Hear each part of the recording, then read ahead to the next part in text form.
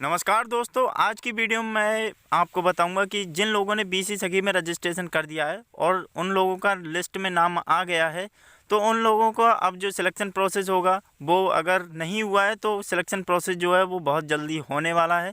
और selection process के बाद जो आप लोगों की ट्रेनिंग होगी, उसके बाद जो एग्ज़ाम होगा, वो एग्ज़ाम में आपको किस तरीके के सवाल जो हैं वो देखने को मिलेंगे, किस तरीके का आपको सवाल यहाँ पर आने वाले हैं। तो आज की वीडियो में हम आपको कम्प्लीटली पूरी जानकारी जो है वो देने वाले हैं। तो नमस्कार दोस्तों, मेरा नाम है विक्रम और आप देख रहे हैं हमारा यूट्यूब चैनल टेक बॉस। और आज की वीडियो में मैं आपको विद प्रूफ सब वही जो सवाल आपके एग्ज़ाम में आने वाले हैं वो सब आपको यहाँ पर डिस्प्ले पर बताने वाला हूँ कि कौन कौन से एग्ज़ाम आपको यहाँ पर देखने को मिल सकते हैं। तो चलिए वीडियो को फटाक से स्टार्ट कर लेते हैं। तो जिन लोगों ने अभी तक हमारे चैनल को सब्सक्राइब नहीं किया है वो लोग हमारे चैनल को ज़रूर से सब्सक्राइब कर लें दोस्तों, क्योंकि इसी तरीके की लेटेस्ट अपडेट आप लोगों को मिलने वाली है।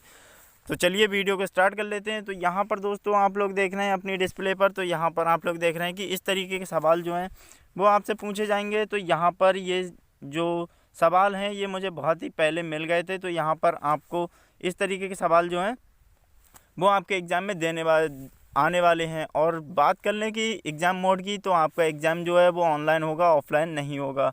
तो इसके लिए आपको ट्रेनिंग भी प्रोवाइड करवाई जाएगी 10 से 15 दिन के बीच। हो सकता है कि आपकी ट्रेनिंग जो है वो 10 से 15 दिन के बीच हो सकता है कि 1 हफ़्ते की हो या फिर 2 हफ़्ते की हो। तो ऐसी आपको ट्रेनिंग जो है वो लोग खुद ही देंगे। आपके जो जिला अधिकारी हैं जो बीसी सखी के, वो लोग खुद ही आपको एग्ज़ाम की जो ट्रेनिंग है वो लोग प्रोवाइड करवाएंगे। क्योंकि मैं खुद वहाँ पर जहाँ आप लोगों का सिलेक्शन होता है बीसी सखी में, वहाँ पर उस ऑफ़िस में मैं गया था, तो मैंने खुद उनसे पर्सनली पूछा था कि जो ट्रेनिंग होगी वो कितने दिनों की होगी। तो उन लोगों ने बोला था कि हमें 10 से 15 दिन के बीच हम जो है वो ट्रेनिंग देंगे और इसमें सभी तरीके के जो सवाल हैं वो आपको यहाँ पर देखने को मिलेंगे।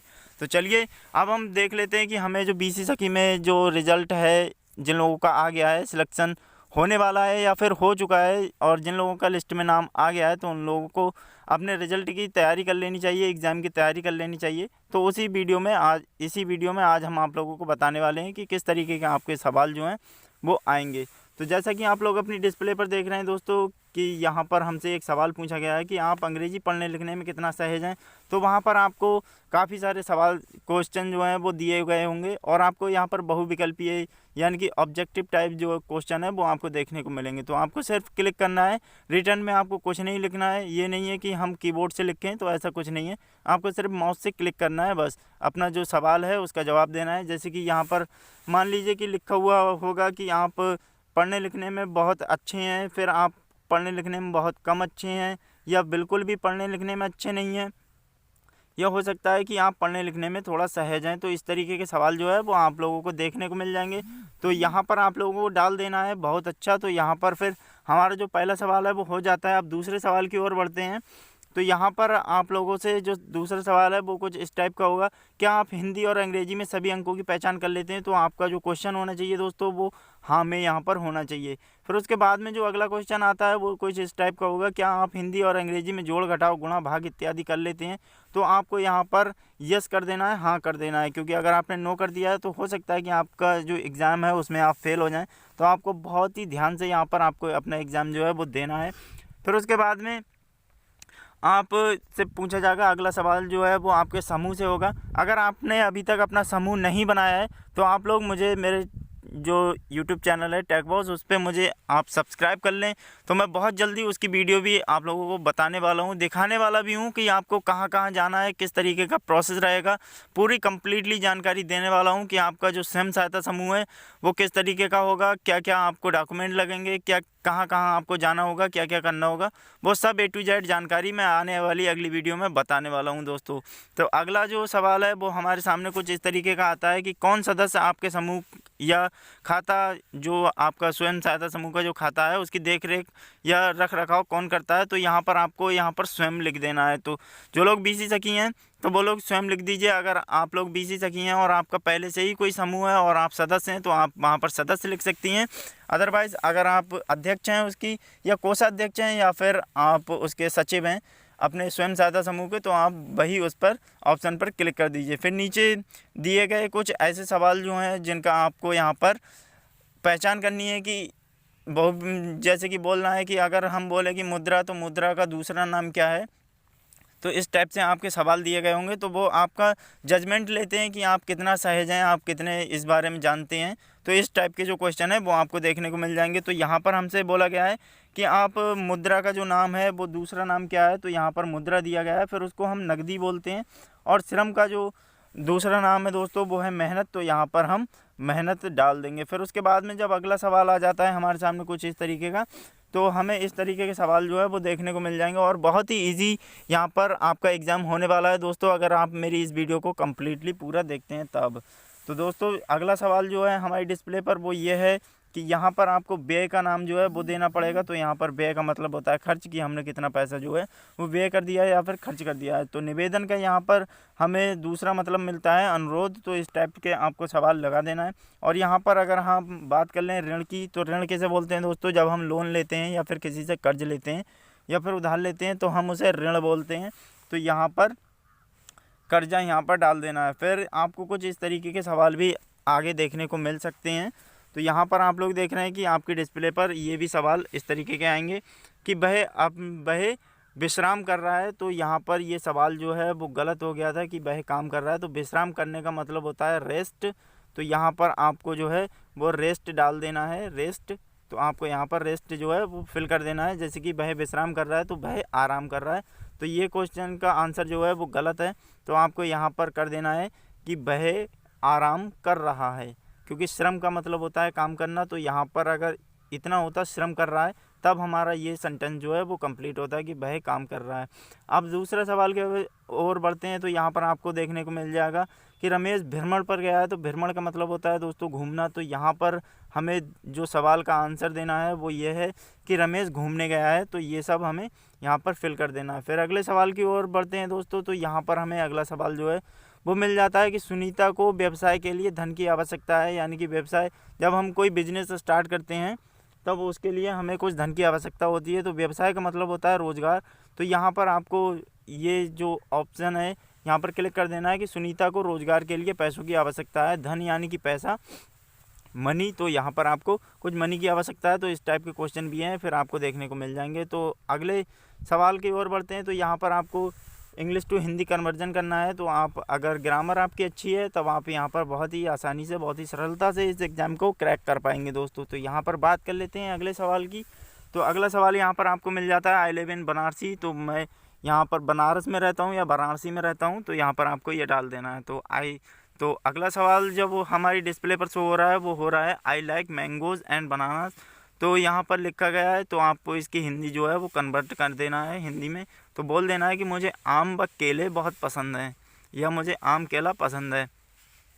तो यहाँ पर आपको ये डाल देना है। फिर उसके बाद में अगला सवाल देख लेते हैं दोस्तों। तो अगला सवाल है हमारा आई लाइक रेड कलर। तो यहाँ पर बोला गया है कि मुझे लाल कलर जो है वो पसंद है, लाल रंग पसंद है। तो यहाँ पर आपको ये डाल देना है दोस्तों, इस पर क्लिक कर देना है। फिर उसके बाद में जब हम अगले सवाल की ओर बढ़ते हैं, क्योंकि बीसी सखी में दोस्तों आपको हो सकता है कि हिंदी में काफ़ी सारे नाम लिखने को आएँ या फिर इंग्लिश में काफ़ी सारे नाम लिखने को आएँ। क्या हो सकता है कि ऐसे काफ़ी सारे सेंटेंस हो जो इसकी हिंदी मीनिंग आपको करनी पड़ जाए। तो ये आप लोगों के लिए बहुत ज़रूरी है। अगर आप लोग नहीं कर पाते हैं इंग्लिश टू हिंदी कन्वर्जन तो आप लोग सीख लीजिएगा, क्योंकि ग्रामर जो है वो बहुत ही सहज है। अगर आप इसे मन लगाकर पढ़ते हैं तब आप बहुत जल्दी इसमें सक्सेस हो जाएंगे। तो यहाँ पर हम अगले सवाल की बात कर लेते हैं। तो यहाँ पर अगला सवाल दिया गया आई लव माई फैमिली। तो यहाँ पर आप इसी ऑप्शन पर क्लिक कर दीजिए, मैं अपने परिवार से प्रेम करता हूँ। तो अगले सवाल की बात करते हैं दोस्तों। तो अगला सवाल जो है वो कुछ इस टाइप का आएगा। अब जब बीसी सखी में बैंकिंग का काम है दोस्तों, तो ऐसा तो हो ही नहीं सकता है कि हमें परसेंट निकालना ना आए। तो हमें ब्याज दर भी यहाँ पर निकालने को देखने को मिल सकती है। तो यहाँ पर वही बोला गया है। तो यहाँ पर परसेंट हमें बोला गया है कि 100 रुपये का अगर 20% हम निकालें तो कितना लगेगा 100 रुपये का 20%। तो मान लीजिए कि अगर हमारे पास 100 रुपये हैं और उसका 20% निकालेंगे तो हमें यहाँ पर 20 रुपये ही देखने को मिलेंगे। तो इसलिए यहाँ पर आपको 20 रुपये पर क्लिक कर देना है। फिर अगले सवाल की ओर बढ़ते हैं दोस्तों। तो अगले सवाल इसी टाइप के आएंगे कि आपको यहाँ पर परसेंट जो है वो निकालनी है। अब यहाँ पर 200 रुपये का 45% पूछा गया है दोस्तों। तो 200 रुपये का 45% होता है 90 रुपये। यानी कि हम इसे इस तरीके से भी हल कर सकते हैं। तो चलिए मैं यहाँ पर हल करके बता देता हूँ कि अगर मान लीजिए कि हमारा 100 रुपये में अब हम इसका निकालेंगे 45%, तो यहाँ पर हमारा 45 रुपये हो गया है। 100 रुपये में 45% हो गया है 45 रुपये। अब फिर जब हमारे 200 रुपये हैं तो हम डबल यहाँ पर 100 रुपये लिख लेंगे। फिर हम यहाँ पर कर देंगे इसको इस तरीके से बराबर लगा देंगे, फिर हम 45 लिख देंगे यहाँ पर भी, और यहाँ पर भी हम परसेंट लगा देंगे। अब दोस्तों जबकि हमारे 100 रुपये में 45% है तो हमें इस तरीके से भी ये देखने को मिल जाएगा। तो हम यहाँ पर जो है वो कर लेते हैं। तो हमें यहाँ पर डबल जब हम 45 को जोड़ेंगे तो 45 + 45, तो हमें यहाँ पर देखने को मिल जाता है 90 रुपीज़। तो यहाँ पर हमारा जो 200 रुपये का 45% है दोस्तों, तो वो है हमारा 90 रुपीज़। तो यहाँ पर हमने 90 रुपीज़ जो है वो डाल दिया है।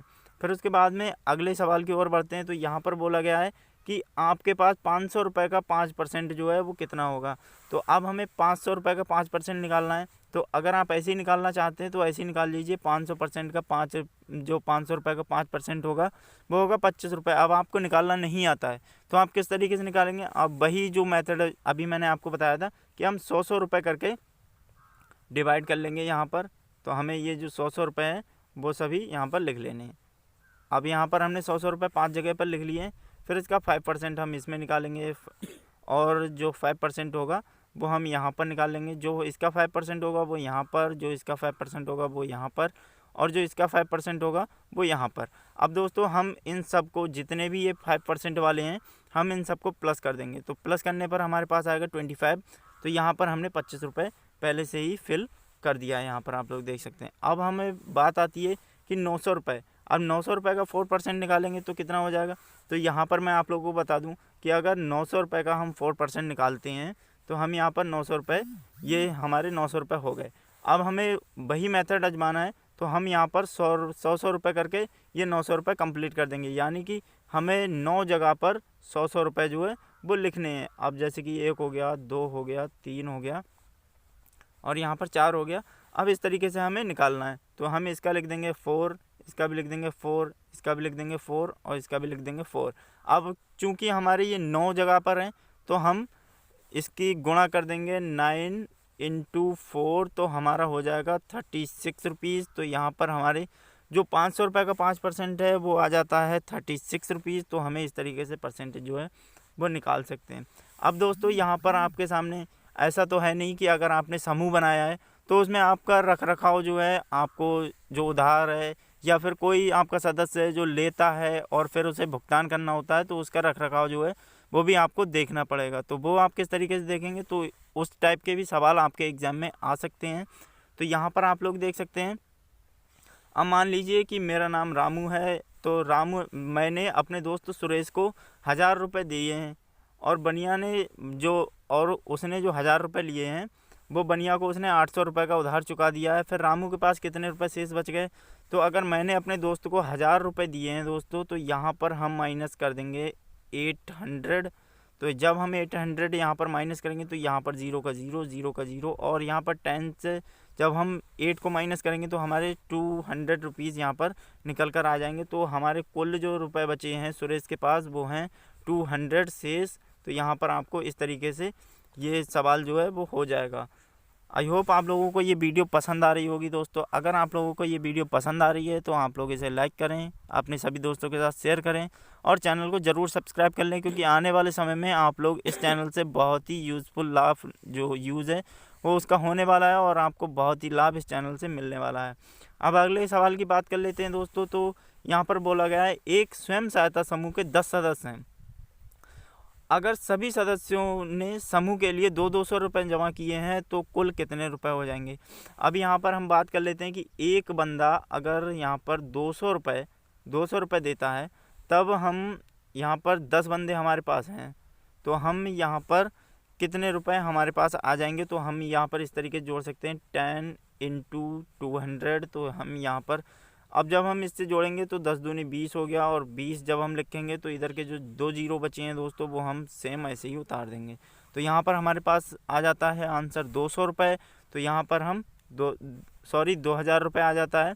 तो यहाँ पर हमें पता चल गया है कि हाँ, अगर 10 लोग 200 रुपये जोड़ेंगे तो यहाँ पर हमारे पास में हो जाएगा दोस्तों 2000 रुपये। अब बात कर लेते हैं कि आपको उधार खाता जो है वो देखना है कि किसने कितना लिया है, किसका कितना रह गया है, तो इस टाइप के भी सवाल आपको देखने पड़ेंगे। तो उसके लिए भी आपको यहाँ पर पहले से ही काफ़ी सारे सवाल जो हैं वो दिए गए हैं।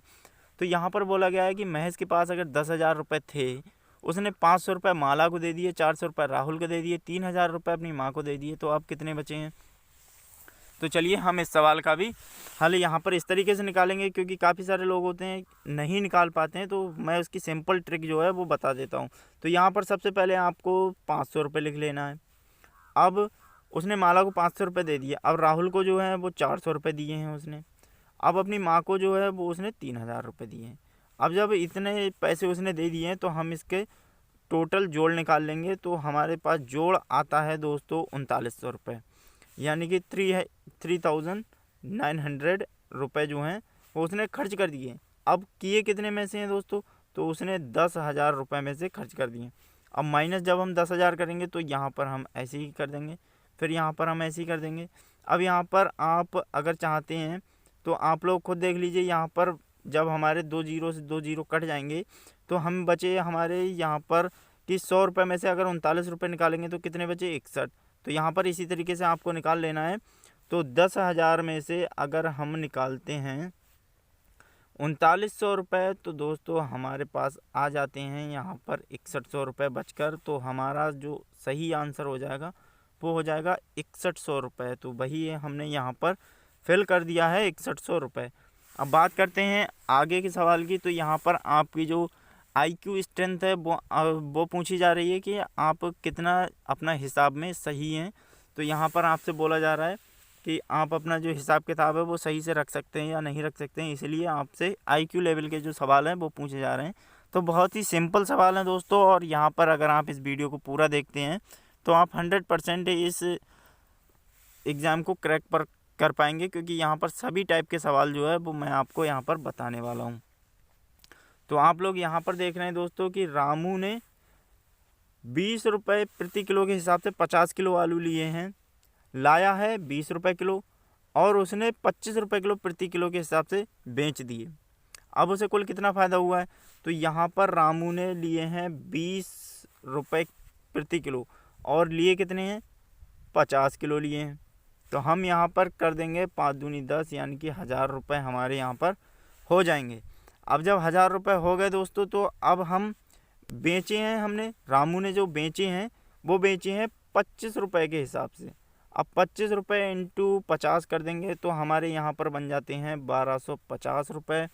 अब 1250, अब जब हमने पैसे डाले हैं 1000 रुपये और हमें जो पैसे मिले हैं वो मिले हैं 1250 रुपये, तो हम क्या करेंगे 1250 रुपये, यहाँ पर हम 1250 रुपये से माइनस कर देंगे 1000 रुपये।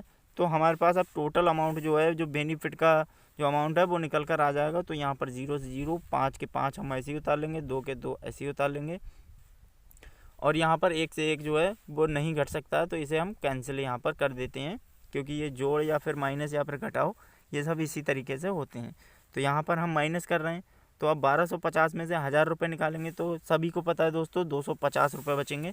तो यहाँ पर हमारा जो कुल अमाउंट है वो 250 रुपये का हमें यहाँ पर देखने को मिला है। अब दोस्तों हमारे सामने जो नए सवाल हैं वो कुछ इस तरीके के आ सकते हैं यहाँ पर। तो यहाँ पर आप लोग देख रहे हैं कि यहाँ तक आपको मोबाइल ऐप का प्रयोग करना कैसा महसूस होता है। तो यहाँ पर अपने फार्म में यहाँ पर भर दीजिए कि लिख कर फॉर्म भरने से कहीं ज़्यादा आसान, क्योंकि अगर हम कोई चीज़ भी लिखते हैं तो उसमें हमें टाइम ज़्यादा वेस्ट करना होता है। मोबाइल एप्लीकेशन में सिर्फ कस्टमर का नाम लिखना है, उसके पास कितने पैसे गए हैं तो वो पैसे आपको वहाँ पर डाल देनी है। अगर आप कस्टमर ने पैसे पे कर दिए हैं तो आपने लिए हैं, उस ऑप्शन में आपको पैसे डाल देना है। और बहुत ही आसानी से मान लीजिए कि अगर हमसे किसी कैंडिडेट ने 100 रुपये लिए हैं और उसने फिर 50 रुपये हमें वापस कर दिए हैं, तो हमारे पास कुल कितने रुपए बचे हैं, यानी कि 50 रुपये उस कस्टमर को अभी भी हमें पे करना होगा। तो इस तरीके के सवाल जो है वो आप लोगों को देखने को मिल सकते हैं। तो फिलहाल इस वीडियो में इतना ही, क्योंकि वीडियो जो है वो बहुत ही लंबा हो जाएगा। तो आने वाली अगली वीडियो में मैं आपको बताऊंगा कि बाकी के जो सवाल हैं वो किस तरीके से आएंगे। तो अगर आप लोगों को ये वीडियो अच्छी लगती है तो आप लोग इसे लाइक करें, अपने सभी दोस्तों के साथ शेयर करें, और साथ ही साथ अगर आप लोगों को पार्ट 2 भी चाहिए है इन सभी सवालों का तो आप लोग मुझे कमेंट कर सकते हैं। पार्ट 2 मैं बहुत जल्दी आप लोगों के लिए बनाने की कोशिश करूँगा दोस्तों। तो अभी तक अगर आप लोगों ने हमारे चैनल को सब्सक्राइब नहीं किया है तो आप सभी लोग हमारे चैनल को ज़रूर से सब्सक्राइब कर लें दोस्तों। तो मिलते हैं अगली वीडियो में, तब तक के लिए नमस्कार, अपना ख्याल रखिए।